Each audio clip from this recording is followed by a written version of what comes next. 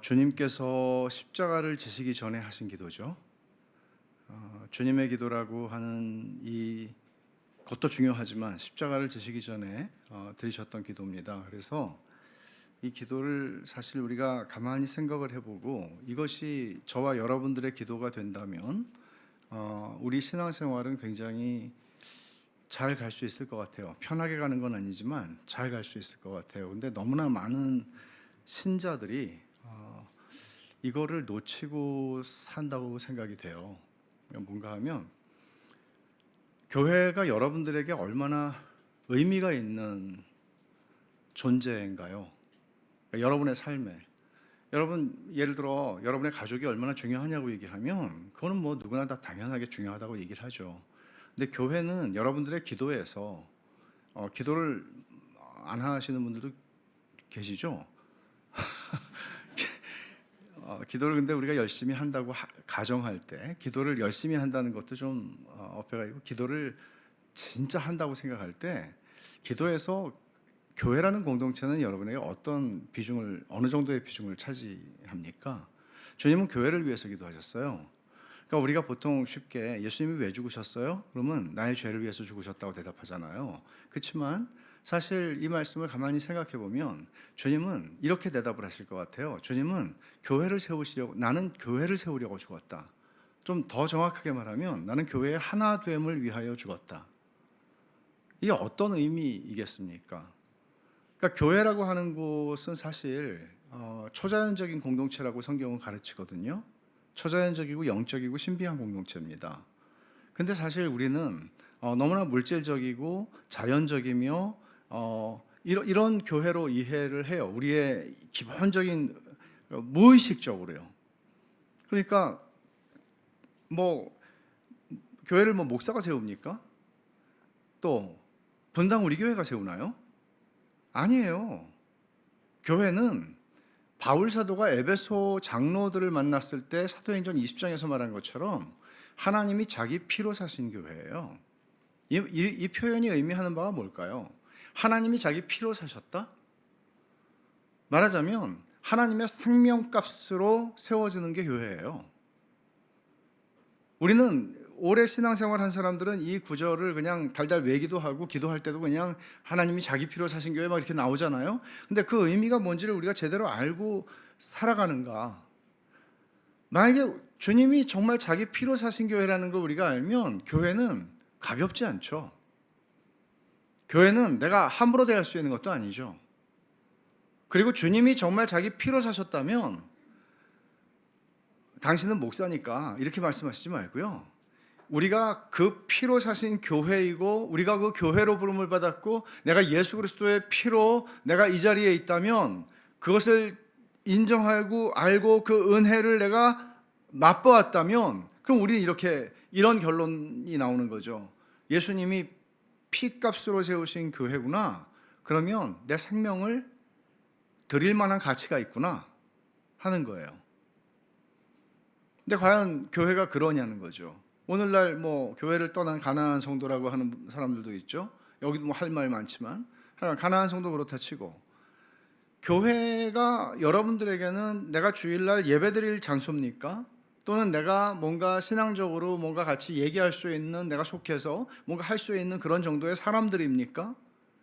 아니면 교회는 정말 주님께서 기도하신 것처럼 교회는 주님의 십자가를 지시는 주님의 머릿속에 가슴속에 깊이 담겨져 있는 뜻이었죠. 궁극적인 목적이었죠. 예수를 믿는다는 것이 뭐예요? 예수를 믿는 순간 우리는 혼자 예수 믿고 잘 살다가 천국 간다가 아니라 지옥 갈 사람이 천국 가게 되었다가 아니라 예수를 믿는 순간 우리는 그 믿음을 참된 믿음을 고백하게 되고 그 고백에 근거해서 세례를 받고 세례를 받음으로써 우리는 그리스도의 몸에 접붙임을 받는 겁니다. 그 로마서에서 말씀하고 있는 세례, 6장에서 말하는 세례의 의미예요. 그리스도의 몸에 접붙임을 받는다는 것은 내가 혼자서 살아요. 다 각자 도생이에요. 언제부터? 죄 지은 다음부터. 각자 도생이에요. 같이 사는 것 같지만 뭐 이 세상엔 더불어라는 말도 있고 뭐 함께 살아간다 뭐 다 좋은 많은 캐치프레이즈가 있지만 그러나 그건 다 허울이에요. 근데 교회도 허울일까요? 천만에요. 여러분, 함께 사는 건 불가능해졌습니다. 죄 지은 다음부터. 하나님은 함께 사는 세상을 세우셨지만 그게 뭐죠? 아담과 하와를 창조하셨다는 것은 하나님이 공동체로, 삼위 하나님께서 성부와 성자와 성령 하나님이 공동체로 존재하시는데, 신학자들 그렇게 표현해요. 그와 마찬가지로 하나님은 당신의 형상으로 사람을 지으신 게 공동체로 창조하신 거예요. 남자와 여자로요. 근데 범죄하기 전에 2장 25절에, 창세기 2장 25절에 뭐라고 얘기를 하나 하면, 범죄하기 직전의 말씀이에요. 하나님이 지으신 들짐승 중에 뱀이 가장 강교하더라 그러면서 이제 죄 지은 얘기가 나오는데, 그 바로 앞에 있는 말씀은 아담과 그 아내인 여자가 벌거벗었으나 부끄러워하지 않았다, 그렇게 얘기해요. 이게 무슨 얘기죠? 오늘 주님이 기도하시는 이 기도에 하나 된다는 얘기가 되게 많이 나와요. 반복적으로 나와요. 근데 그 하나됨이 어느 정도의 하나됨인가 하면, 아버지께서 내 안에, 내가 아버지 안에 있는 것 같이 그들이 다 하나가 되어 우리 안에 있게 하사라고 얘기해요. 이게 예수님이 십자가에서 죽으신 뜻이에요. 목적이에요. 교회를 위해서 예수님은 죽으셨어요. 그러면 처음에 하나님이 창조하신 세상은 아담과 하와가 서로 벌거벗었으나 부끄러워하지 않는 진짜 하나 된, 둘이 한 몸이 될지라 주님께서 말씀하신 대로 그랬어요. 그러나 죄가 창세기 3장에서 죄를 지은 다음에 뭐가 찾아오죠? 두 가지 이란성 쌍둥이가 나와요. 죄의 아들과 딸이죠. 하나는 수치심이고 하나는 두려움이에요. 범죄하자마자 사람이 아주 즉각적으로 사람이 인식하게 된 건 뭔가 하면 수치감이었어요. 두 사람이 벌거벗었으나 부끄러워하지 않았다고 그랬는데 3장 1절부터 6절에서 죄 지은 이야기가 나오죠. 선악과 따먹는 이야기가. 그리고 바로 이어서 나오는 게 뭐예요? 먹자마자 그들은 즉각적으로 깨달아요. 부끄럽다, 수치스럽다. 뭐가? 내 존재가. 이게 죄가 낳은 첫 번째 아이예요. 이란성 쌍둥이라고 그랬죠? 왜? 같이 나왔으니까. 또 하나는 두려움이에요. 하나님이 찾으시는데 두려워하여 숨었나이다라고 얘기해요. 여러분, 이 수치심과 두려움이 왜 중요한가요? 죄가 낳은 이 저와 여러분은 모두 다 태어날 때부터 죄인 부모를 만나서 죄인으로 태어났다고 성경은 얘기해요. 그러니까 죄인의 DNA를 가지고 태어나는 거예요. 죄성을 가지고 태어나는 거예요. 죄성을 가지고 태어난다는 얘기는 우리 모두는 수치심과 두려움으로부터 자유하지 않다는 얘기예요. 그럼 수치심과 두려움이 한 일이 뭘까요? 아담과 하와가 범죄한 다음에 그 죄의 결과로 수치심과 두려움이 존재하지 않던 수치심과 두려움이 그들의 존재에 찾아왔을 때 그것은 관계의 단절, 소외, 고독, 고립을 낳았습니다. 말하자면 공동체를 깬 거죠. 관계를 파괴하는 겁니다. 이게 죄가 하는 일입니다. 뭘 통해서? 죄의 자식들을 통해서. 수치심과 두려움이라고 하는. 그래서 하나님과의 관계가 단절됐다는 건 아시잖아요. 이것뿐만 아니잖아요. 부부의 관계가 단절됩니다. 부부가 서로 탓을 하죠. 그러니까 하나님께서도 말씀하시죠. 여자가 남자를 원하지만 남자는 너를 다스릴 거라고. 여자는 보호받기를 원하고 여자는 배려를 받기를 원하지만 남자는 너를 지배할 거라고. 너를 굴복시킬 거라고. 왜? 죄가 만들어낸 일이에요. 그래서 그렇게 사랑하고 좋아서 결혼을 하지만 수도 없이 싸웁니다. 가장 좋아야 할 관계가 전쟁터가 됩니다. 부부는 그렇다 치고 내가 내 배로 낳은 자식도 세상에 자식처럼 속삭이는 것도 존재도 없죠.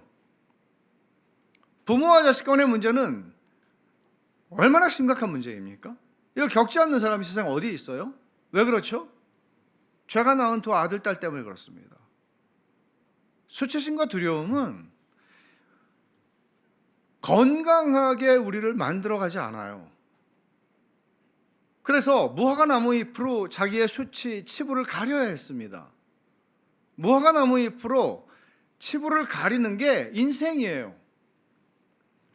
세상에서 여러분 사람들이 다 자랑하잖아요. 근데 자랑 너무 하는 사람 보면 좀 별로죠. 자랑을 은근히 하는 사람은 좀 괜찮을 수도 있는데 자랑을 대놓고 하는 사람은 좀 별로예요. 근데 자랑을 왜 하죠? 우린 자랑으로부터도 자유롭지 않아요. 왜 그래요? 성경은 바울사도 이렇게 얘기하잖아요. 자랑하는 자는 주 안에서 자랑해라. 그리고 외모로 자랑하는 자들과 같이 그 거짓 교사들 얘기하는 거거든요. 그러니까 우리가 예수 그리스도 안에서 복음으로 말미암아 하나님의 은혜로 구원을 받은 사람이라는 것은 어떤 의미인가 하면 수치심과 두려움으로부터 우리가 벗어났다는 얘기예요. 자유하게 되었다는 얘기예요. 근데 실제로 그런 일이 일어나나요? 경험하셨나요? 경험하고 계시나요? 여러분 이걸 좀 더 제가 설명을 드려야 될 것 같은데, 이 수치심과 두려움이라고 하는 문제는 생각만큼 그렇게 간단한 문제가 아니에요. 말하자면 뭐 내가 수치심을 가지고 살아가는데 뭐 어떡하겠어, 이런 차원의 문제가 아니에요. 이게 여러분 안에, 마음 안에 가만히 있질 않아서 그래요.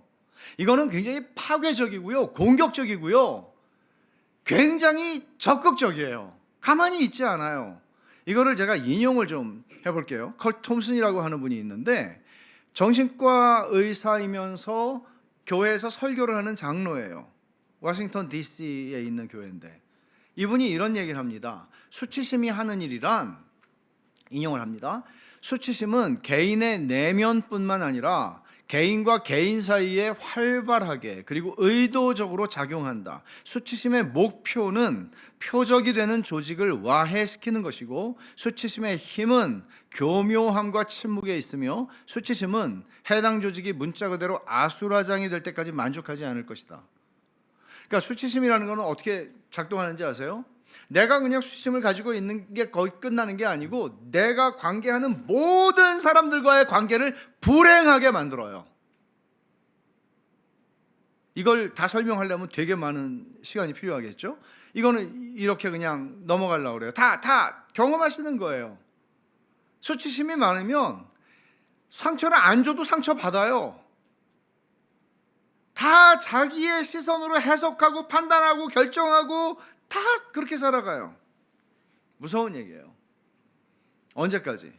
내가 맺는 모든 관계를 다 불행으로 이끌어갈 때까지.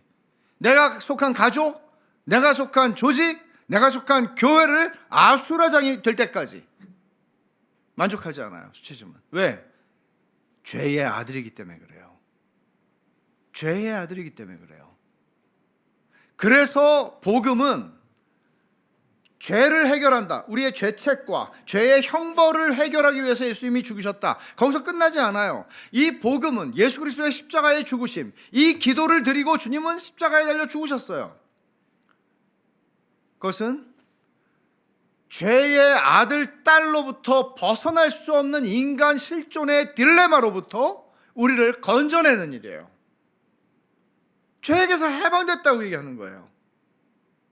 결정적으로 그 일이 일어나는 거예요. 심리 치료를 통해서라고 얘기하는 게 아니고, 그게 불필요하다는 얘기를 하는 게 아닙니다. 결정적으로 그리스도인은 어떤 사람들인가 하면 죄의 권세로부터 해방된 사람들입니다. 어떻게 해요? 수치심과 두려움으로부터. 제가 지금 수치심을 이용했잖아요. 수치심이 어떻게 공동체를 깨뜨리는지. 두려움도 마찬가지예요. 두려움이 하는 일도 똑같아요. 두려움은 제가 이분은 비신자지만 브레네 브라운이라고 하는 분의 말을 인용하면 이렇게 말합니다. 아주 일리가 있는 말이고 성경적으로 흠잡을 데가 없는 말이에요.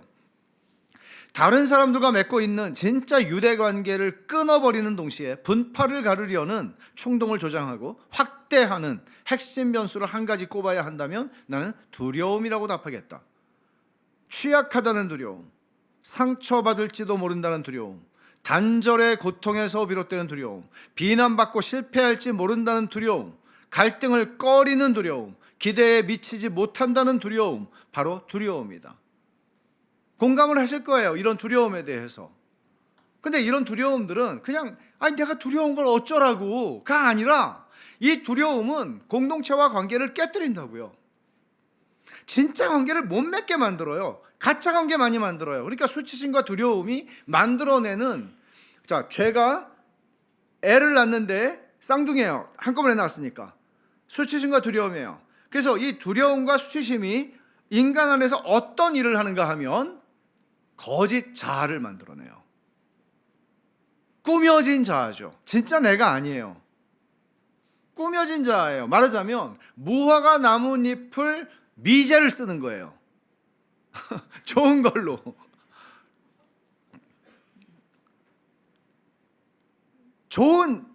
네가 하고 있는 무화과 잎보단 내게 더 좋아. 자기를 꾸며야 돼요. 모든 인간은 여기서 벗어나지 못해요. 죄로부터 자유할 수 없으니까요. 거짓 자아가 형성이 되면 어떤 결과가 나오나 하면 내가 맺는 모든 관계는 진짜 관계가 아니에요. 그냥 그런 관계예요. 그걸 뭐 거짓이다까지 얘기하고 싶진 않지만 그냥 그런 관계예요. 그러니까 인간과 인간이 깊이 결속이 되질 않아요. 진짜 그 사람을 있는 모습 그대로 받아줄 수 있는 관계가 형성이 안 돼요. 조건적이죠. 조건적이죠. 그러니까 이런 죄가 만들어내는 것은 결국 보세요. 아담과 하와가 관계가 이제 틀어졌어요. 부부싸움의 시작이에요. 그 다음에 하와가 자녀를 낳는데 첫째 아들이 둘째 아들을 죽였어요. 그 다음에 라멕이라는 사람이 또 나오고 뭐 쭉 나오잖아요. 근데 보세요. 부부는 사이가 나빠요. 그리고 우리 첫째 아들이 둘째 아들을 죽였어요. 이건 뭐예요? 지옥이에요. 이 지옥이에요. 죄라는 것이 가지는 본성은 뭔가 하면 자기 중심성이거든요. 그리고 죄를 여러분 가볍게 하신다면 여러분들은 하나님도 가볍게 생각하실 게 뻔해요. 죄를 우리가 피상적으로 이해하면 하나님을 피상적으로밖에 알 수가 없어요. 하나님을 우리가 제대로 알고 복음을 깊이 경험한다면, 하나님의 은혜에 내가 흠뻑 빠졌다면 그럼 여러분들은 결코 죄를 가볍게 여길 수 없어요. 죄는 굉장히 가공할 만한 힘을 가지고 있을 뿐만 아니라 놀라울 정도로 기만적이에요. 내가 하고 있는 굉장히 선하고 괜찮은 일 속에도 죄는 들어온다니까요. 그러니까 죄가 이런 일들을 인간 안에서 해서 결국은 인간 세상을 죄는 지옥으로 만들어 버리는 거예요. 그러면 이런 세상에 희망이 있나요, 여러분? 희망이 있는데 주님은 뭐라고 말씀하시나 하면 교회가 희망이다 이렇게 말씀하시는 거예요. 교회가 희망이에요. 왜? 교회는 결국 자기중심성과 그 자기중심성인 죄가 낳은 수치심과 두려움으로부터 자유롭지가 않아서 모든 관계를 거짓된 자아로 거짓된 자아를 만나는 거짓된 관계만을 맺고 살아가는 이해타산이 맞아야 존재할 수 있는 이 세상의 모든 관계를 깨버리고 조건 없이 이유 없이 내가 갖고 있는 숨어있는 어떤 것 없이 사랑하는 관계들이 형성이 되는 거예요. 어떻게 그럴 수 있죠? 죄의 결과인 수치심과 두려움으로부터 우리가 해방되는 만큼 나는 진짜가 될 수 있는 거죠. 그게 어디서 가능하죠? 동호회? 아니요, 교회예요. 왜요? 예수님 십자가에 죽으셨으니까요. 그걸 위해서. 그럼 여러분, 우리가 신앙생활을 할 때 성화의 과정 속에서 우리가 애써야 되는 거는 다른 게 아니에요. 성경 열심히 읽고 기도 많이 한다? 오케이, 좋아요. 근데 문제는 왜 그렇게 해요? 이거 은혜의 수단이거든요. 은혜를 받아야 되는 거잖아요. 그럼 우리는 은혜를 받는다는 건 무슨 뜻이에요? 우리는 이 싸움을 해야 되는 거예요. 자기 자신에게 복음을 전하는 거예요. 복음은 여러분에게 어떤 의미가 있나요? 여러분, 인간 단순히 심리학적으로 열등감이라든지 억울함이라든지 이런 여러 가지 어떤 핵심 감정들이 있다고 할 때 그런 것들을 여러 가지로 접근할 수 있겠죠. 학문적으로도. 그러나 복음은 내가 가진 열등감에 어떤 일을 하나요? 복음은 내가 가지고 있는 수치심에 어떤 일을 하나요? 예수님이 십자가에서 죽으셨다는 것은 내가 그냥 이렇게 구질구질한 세상을 구질구질하게 살다가 천국 간다는 얘기가 그것만을 얘기하지 않는다는 거죠. 예수님이 십자가에서 죽으신 그 복음의 은혜를 내가 알게 되었고 은혜를 받았고 예수 그리스도를 믿게 되었을 때 갑자기 내가 머리가 나쁜데 갑자기 머리가 좋아지고 돈이 없었는데 갑자기 돈이 생기고 갑자기 내가 항상 결핍되었다고 항상 부족하다고 느끼는 그 무엇을 주님이 확 바꿔주시나요? 그렇지 않아요. 그럼 뭘 바꿔주시죠? 성경이 얘기하는 복음은 언제나 이렇게 접근하거든요. 나는 못난 놈이야. 뭐 나는 안 돼. 해도 안 돼. 막 이러다가 예수 그리스도를 믿게 될 때, 진짜 복음을 듣게 될 때 우리는 자기가 하나님에게 어떤 사랑을 받은 존재인지를 알 뿐만 아니라 진짜 자기를 사랑하기 시작해요. 내가 진짜 누군지를 알기 시작해요. 예를 들어 세상에서 뭐 사람들이 야 이 바보야, 뭐 야 이 멍청아, 뭐 한심한 놈아 이런 소리를 우리가 직장이든 어디든 수없이 듣는다고 한번 생각해 봅시다. 그렇게 사는 분들이 있어요. 무시당하고. 근데 그분이 예수님을 만났어요. 복음을 들었어요. 근데 하나님 뭐라고 그러세요? 그리스도 예수 안에서 내가 너를 사랑한다고, 너는 크게 나의 사랑을 받은 존재라고 말씀을 하시는 거죠. 근데 내 신분과 내 삶의 자리와 직장과 뭐 변한 게 없어요. 근데 그게 어떤 일을 이루어내나요? 그것은 얼마나 힘이 있나요? 자기 최면이 아니라 그 복음은 얼마나 힘이 있나요? 진짜 복음의 은혜를 우리가 안다면 우리는 하나님께서 예수 그리스도 안에서 나를 보시는 것이 어떤 관점인지를 받아들이게 되죠. 내 모습을 그대로 나를 용납하시는 분을 처음 만나는 거죠. 근데 그분은 절대적인 분이시죠. 그리고 발견해요. 하나님께서 나에게 이런 자리를 주셨지만 이런 자리가 이런 면에서 의미가 있는 것이구나를 발견해요. 생전 처음으로, 초자연적으로, 신비하게, 영적으로. 그리고 반대로 세상에서 되게 대접받고 인정받고 사람들을 많이 이끌어야 하는 그런 힘을 가지고 있는 자리에 있는 분도 있을 수 있죠. 근데 그런 분이 복음을 만났을 때 그는 알아요. 이런 것들이 껍데기에 불과하다는, 아무것도 아니라는 것을. 그래서 진짜가 돼요. 나에게 붙어있는 무화과 잎에 불과한 그 권력과 그 돈과 그 성공과 그 학벌과 이런 것들을 가지고 나를 만들지 않아요. 멋진 사람이 되죠.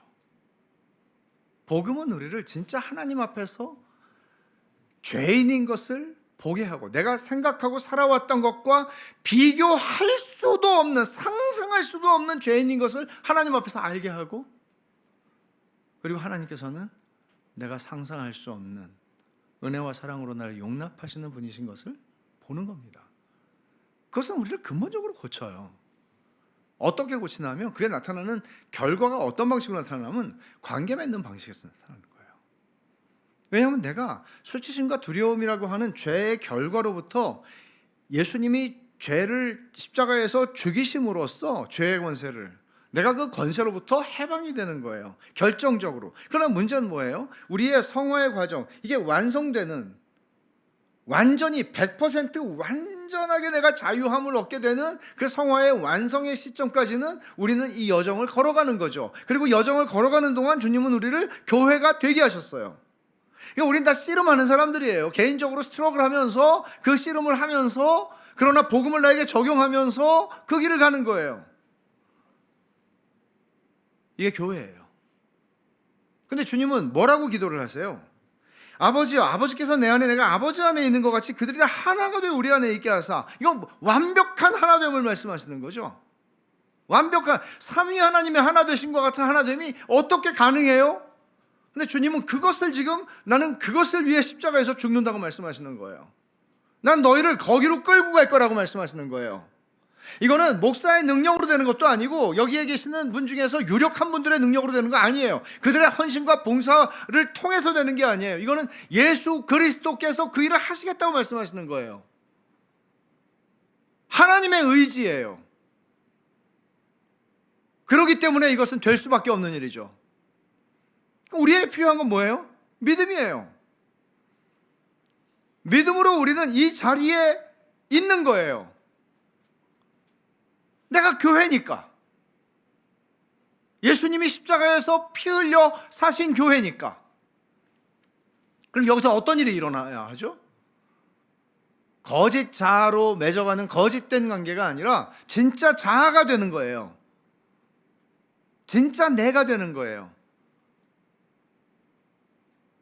이 자리에서 여러분 교회 생활을 하면서 진짜 나를 아는 사람은 누가 있나요? 진짜 내가 누군지 아는 사람, 진짜 나를 아는 사람. 아니면 거짓된 나의 거짓 자아를 아는 사람 말고요, 내 껍데기, 내가 걸치고 있는 무화과 나무잎이 얼마나 좋은지를 아는 사람 말고요, 진짜 내가 가장 힘들어하는, 내가 가장 아파하는, 누구에게도 말할 수 없는 그거를 아는 사람은 누가 있나요? 얼마나 있나요? 진짜 나를 아는 사람이. 이게 왜 중요할까요? 우리는 알려져야 되는 존재예요. 아까 제가 수치심을 이용했던 그 컬 톰슨이라고 하는 분이 이런 얘기를 합니다. 우리가 성숙해지려면 알려져야 된대요. 내가 누군가를 아는 거, 누군가를 알고 무엇인가를 아는 거, 그거 중요해요. 성숙해지려면 지식이 있어야 돼요. 근데 그 지식만이 아니라 내가 알려지는 과정이 있어야 돼요. 근데 어떻게 내가 알려질 수 있어요? 내가 나를 오픈해야 할 수 있죠. 10길 물속은 알아도 한 길 사람 속은 알 수 없다는 게, 옛날에 하나님을 알지 못하는 분들도 이 정도 지식은 있었잖아요. 사람은 알 수가 없어요. 결혼하고 다 배우는 게 그거 아니에요. 이런 사람인 줄 몰랐다고 당신이. 사람 알 수가 없어요. 근데 사람은 하나님께서 당신을 우리에게 계시하셨기 때문에 우리가 아는 거잖아요. 성경이 하나님의 계시예요. 하나님이 우리에게 당신 자신을 열어서 보여주시는 거예요. 마찬가지로 사람도 누군가에게 나 자신을 열어서 진짜 나를 보여줘야 되는 거예요. 근데 어렵죠. 왜? 수치심과 두려움 때문에. 내가 이런 얘기를 하면 나를 사람으로 보겠어, 다음부터? 내가 이런 얘기를 하면 나하고는 관계가 끊어지지 않을까? 너 이런 사람인 줄 몰랐어? 그러지 않을까? 근데 교회는, 우리가 교회를 하나님의 구원의 은혜를 받은 사람들이라고 아주 엄격하게 정의할 수는 없어요. 가라지도 다 있고 하니까. 그리고 또 우리의 믿음의 수준도 아주 미숙한 베이비가 있는가 하면 우리의 믿음이 아주 원숙한 경건한 어른들도 있을 테니까. 그러나 우리가 살피면서 지혜롭게 신중하게, 이분이라면 진짜 나를 오픈해도 되겠구나 라고 생각을 하고 하는 거예요. 하려면 뭐가 필요해요? 믿음이 필요해요. 하나님께서 나를 용납해 주신, 복음 안에서 나를 온전하게 용납해 주신 하나님이 크게, 너는 나의 큰 사랑을 받은 자야, 헵시바야, 뷸라야, 난 너를 보고 있으면 노래가 나와. 스바냐 3장 17절에서 말씀한 것처럼 막 휘파람이 불어져. 그런 존재인 것을 우리는 복음 안에서 회복을 해요. 그리고 얘기를 하잖아요. 누군가에게 나를 오픈해서 얘기하잖아요. 그러면 너 이런 사람인 줄 몰랐어가 아니고, 그때 이렇게 대답을 하는 거죠. 진짜 은혜를 받은 사람이라면 너무너무 고맙다고, 사실 나도 할 얘기가 있다고. 그럼 어떤 일이 일어날까요? 관계가 단절되는 게 아니고 죄가 낳은 자식들을 물리쳐버리고 진짜 결속이 일어나요. 진짜 결속. 뭐가 만들어내는 거죠? 복음이 만들어내는 거예요. 이게 교회예요. 교회는 그냥 사교적으로 우리가 주일날 그냥 근사한 옷을 입고 와서 사람들 그냥 한 번씩 만나고 웃어주고 그런 게 아니라, 교회는 진짜 내가 될 수 있고, 세상에서 그렇게 하기 어렵잖아요. 그리고 진짜 내가 돼도 용납받으며, 그리고 진짜 결속의 관계를, 세상은 꿈도 꿀 수 없는, 껍데기로 만나지 않는 세상은 무화과 나뭇잎을 품질 관리를 쫙 등급을 매겨서 무화과 관리 특급은 특급끼리 놀고 무화과 나뭇잎 그 후진 거는 후진 거끼리 놀고 그 사람이 아니라 그 사람이 치부를 가리고 있는 무화과 나뭇잎의 품질을 따라서 사람들이 갈라지죠. 근데 교회는 그렇지 않아요. 교회는 우리가 진짜가 될 수 있는 곳이니까. 그렇게 하나님은 복음으로 우리를 변화시키세요. 복음은 머리로만 알고 끝나는 게 아니고 복음은 머리로 알고 가슴으로 오면서 관계 속에서 경험되는 거예요. 복음은 절대적으로 관계 속에서 경험되는 거예요. 관계 속에서 복음이 경험되려면 뭐가 필요해요? 공동체가 필요하죠. 그게 예수가 온 교회예요. 여러분에게는. 저에겐 베샬롬 교회고요. 우주적인 교회가 있지만 하나님이 우리에게 몸과 부딪히면서 살아갈 수 있는 공동체를 주신 거죠. 예수님께서 보실 때는 아버지가 내 안에 내가 아버지 안에 있는 것 같이 하나가 된 공동체죠. 이걸 위해서 예수님은 피 흘려 죽으셨어요.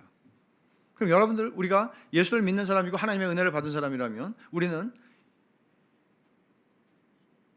교회를 포기해서는 안 돼요. 왜냐하면 지옥 같은 세상에 유일한 소망은 교회라니까요. 눈에 보이는 복음이에요, 이게. 그러면 우리는 비신자가, 오늘 여기도 계실지 모르지만 비신자가 내가 예수를 믿어야 되나? 뭔가에 끌려서 한번 방문했다고 한번 생각해 보세요. 근데 여기서 그냥 예배드리고 그냥 뭐 찬양하고 뭐 이런 뭐 그저 그런가 뭐 그런 게 아니고 정말 여기서 봐야 되는 건 뭔지 아세요? 다르다. 냄새가 나는 거예요. 뭔가 다른 공기를 느끼는 거예요. 그게 뭐죠? 여기서 사랑하는구나. 주님께서 세 계명을 내가 너희에게 주노니, 이 기도를 하시기 전에 다락방에 모인 제자들에게 발을 닦아주시고 이렇게 말씀하셨죠. 너희에게 세 계명을 주노니 서로 사랑해라. 그러면 세상이 너희를 보고 식별하게 될 것이다. 아, 예수 그리스도의 제자들이군. 우리가 다른 걸 주신 게 없어요. 서로 사랑하라는 거예요. 그거 말고는 우리의 특징은 존재하지 않아요. 이 세상과 교회를 분리시킬 구별할 수 있는 특징은 존재하지 않아요. 서로 사랑하는 것 말고. 근데 서로 사랑하는 게 어느 정도로 사랑하는 건가 하면 진짜 사랑해야 되니까. 동호회도 사랑 많이 하거든요. 근데 진짜 사랑해야 되잖아요. 그 진짜 사랑은 내가 너희를 사랑한 것 같이 너희도 서로 사랑해라. 주님 어떻게 사랑하셨어요? 생명을 주셨잖아요. 여러분, 그 예수님께서 십자가에 죽으신 다음에 오순절에 성령이 임했어요. 예루살렘에 성령이 강림하셨는데 성령이 강림하시자 어떤 일이 일어났어요? 예루살렘에 교회가 형성이 됐어요. 교회가 형성이 됐는데 이 교회 안에서 일어난 일이 뭐예요? 내 거라고 말하지 않고 다 갖다가 우리가 된 거예요. 아주 교회 역사상 놀라운 초자연적인 기적이에요. 이거를 흉내내려고 해서는 안 되는 거죠. 되지 않아요. 이건 초자연적인 역사예요. 기적적인 역사예요. 근데 뭘 보여주신 거죠, 주님은? 바로 이거야. 내가 말한 게 아버지가 내 안에 내가 아버지 안에 있는 것 같이 그들이 다 하나가 되어 우리 안에 있게, 이거야. 이게 교회야. 내가 기도한 교회가 이거야. 내가 십자가에서 피 흘려 죽으며 세우는 교회가 이거야. 그걸 보여주신 거예요, 역사 속에서. 그래서 바울은 뭐라고 그럽니까? 에베소서 4장에서 성령이 하나 되게 하신 것을 힘써서 기라고 얘기하는 거예요. 단순히 니네가 하나가 되라 이게 아니고요, 예수님께서 우리를 죄로부터 해방시키시고 자유하게 하심으로써 수치심과 두려움으로부터 우리를 건져주셨어요. 더 이상 죄의 노예가 아니에요. 은혜 아래에 있다고 얘기해요. 그리고 나서 우리 안에 성령을 주셔서 우리 안에 계시는 성령께서 복음을 나 자신에게 적용하고 복음이 일하도록 계속해서 우리 안에 남아있는 죄성과 더불어 뭔가를 하려고 하는 그 수치심과 두려움이 힘을 얻으려고 할 때 우리는 성령을 쫓아, 날마다 성령을 쫓아 행하면서 그 복음의 능력을 발휘하는 거예요. 이게 교회예요. 여러분이 그렇게 하면 어떻게 될까요? 그러면 여러분은 그리스도를 닮아갈 것입니다. 교회를 저는 목사로서 제가 절망하는 거는, 제가 3년 전에도 그런 말씀을, 저는 그건 뭐 제 가슴 속에 너무나 깊이 있는 거니까요. 교회가 커질 수도 있고 커지지 않을 수도 있죠. 근데 커지고 안 커지는 거는 하나님의 소관이라고 저는 생각하는데, 근데 평생 저는 이제 목사로 부름받은 사람으로서 목회를 하고 사는데, 그냥 자기중심적이고 아주 미숙하고 이기적이며, 이제 일생을 예배당 안에 앉아 있는데도 그냥 그러면서 그냥 서로 그냥 다투고 갈등하고 변화가 없어요. 은혜를 받은 증거가 없어요. 그러면 세상에 내가 뭐 하자고 이렇게 살았지? 그런 생각 하지 않겠어요?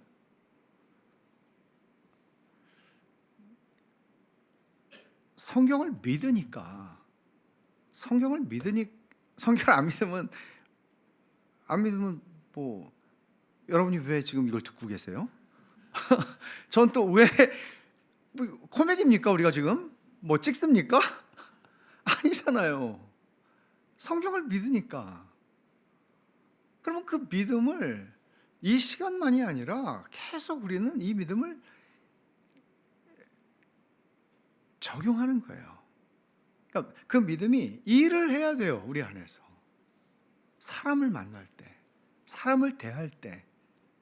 그리고 그 믿음이 그 전에 내 안에서 수치심과 두려움을 향해서 어떤 일을 하는지를 우리가 알아야 돼요. 그럼 우리는 가만히 있으면 되는 게 아니고, 주님은 이 일을 위해 힘써 싸우라고 말씀하세요.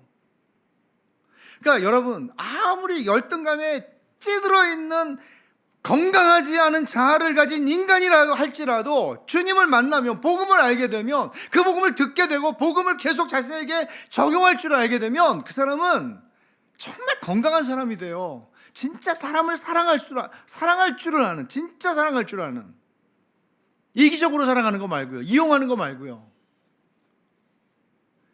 하나님은 우리의 일생을 통해 그렇게 만들어 가실 뿐만 아니라, 혼자 그렇게 간다가 아니라, 그런 사람들이 이 와중에 지금 나도 불완전하지만 이 여정을 걸어가고 있는 그 모두가 만나서 그 일을 함께 하는 거예요. 그러니까 공동체는 필요하죠. 너희가 나를 따라오려면 자기를 부인하고 십자가를 지고 날 따라와라 그랬죠. 자기를 부인하는 거 혼자서 하는 게 아니에요. 자기를 부인하는 거는 이미 공동체라는 세팅을 전제하고 하는 얘기예요. 혼자서 뭘 자기 부인할 일이 있어요? 내가 치약을 뒤에서부터 짜고 싶으면 뒤에서 짜고, 앞에서 짜고 싶으면 지 마음대로 하면 돼요. 운전할 때도 지 마음대로 하면 돼요. 아니, 운전은 그렇게 하면 안 되는 거야. 공동 함께 살아가는 세상이니까 그렇게 하면 안 되죠. 그러니까 나는 막 밟고 싶지만 법이 있어, 뭐 그렇게 했다간 또 사고가 날 수 있어. 자기를 부인해야 돼요. 근데 교회는 뭐예요? 예수님을 따라가는 길따름이의 여정을 걸어가는 사람들은 교회라는 세팅 안에서 철저하게 자기를 부인하는 거죠. 그래서 사랑은 오래 참고 그렇게 얘기하는 거예요. 오래 참는 게 뭐예요?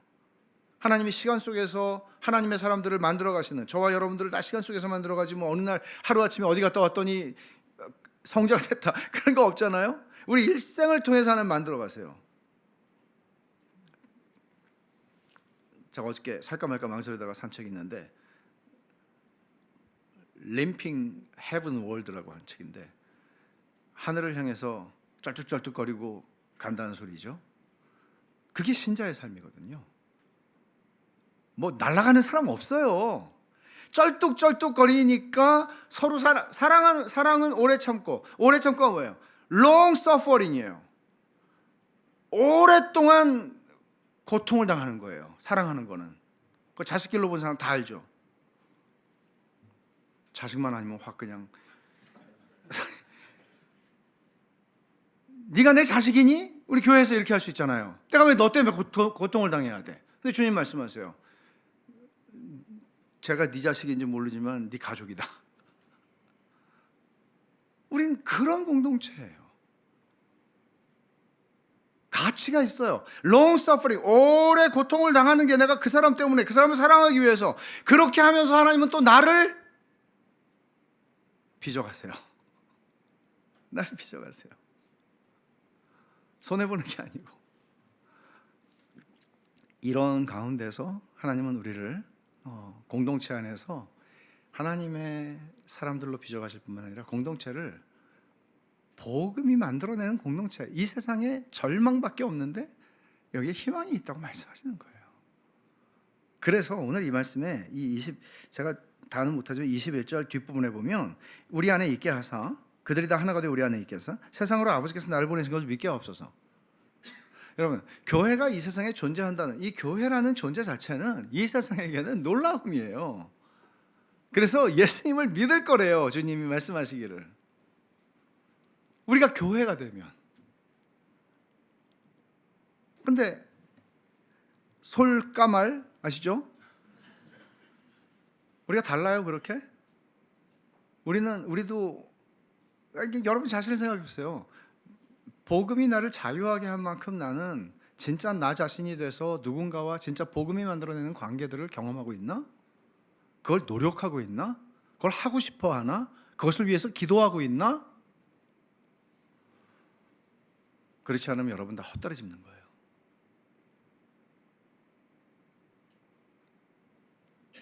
교회를 통해서 세상은 주님을 봐야 돼요.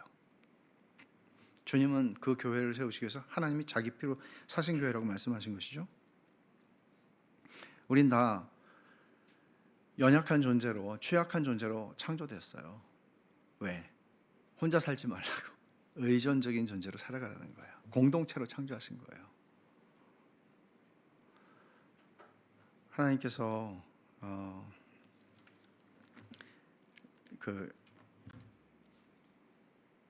우리를 길러가시는 거는 가정에서 길러가세요.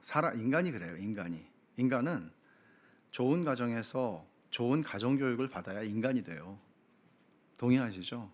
요즘에는 너무 막 권세가 있는 사람의 집에서 막 그냥 아주 최고의 영어 교육과 막 그냥 최고의 뭐 하여간 다 해서 공부는 되게 잘하는데 사람이 안 된 그런 어린 아이인데도 품성이 너무나 안 된 그런 아이들이 뉴스에 나오잖아요. 근데 그거 왜 그래요? 학원에서 가르치면 그렇게 돼요. 근데 우리가 어떤 아이를 보면 아이의 품성을 보면 야, 이런 아이가 있어? 이건 정말 가정교육을 잘 받은 아이구나 그렇게 말하잖아요. 신앙도 똑같아요. 예수가 온 교회가 좋은 가정이 되어야 돼요. 그게 여러분이 여러분의 자식을 위해서 할 수 있는 최고의 기여입니다. 다음 세대를 위해서 775만 원 나온 것도 참 감사한 일이지만 755만 원인가?